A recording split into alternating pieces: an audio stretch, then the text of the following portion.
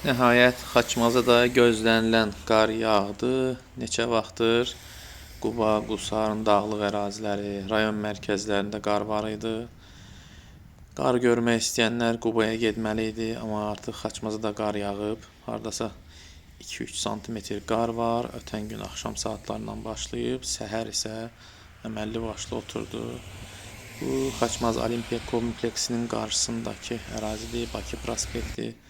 Xüsusilə gözəl mənzərə var idi, onun üçün bu kadrları çəkdim.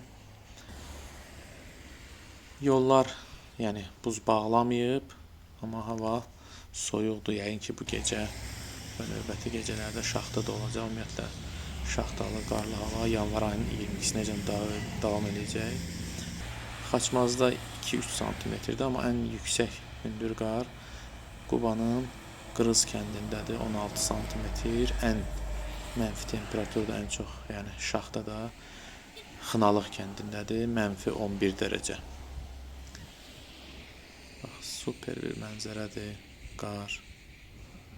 Xüsusilə bir adamların az gəzdiyi ərazidir, onun üçün qar ağaclarda yerdə səliqəli qalıb.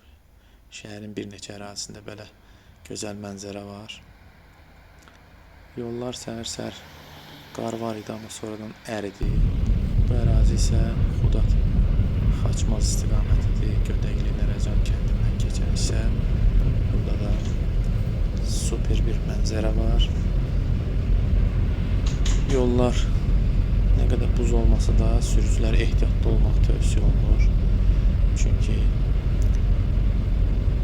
əriyən qar su kütləsi yaradıb. Mümkün qədər belə havalarda yola çıxmamaq yaxşıdır ümumiyyətlə.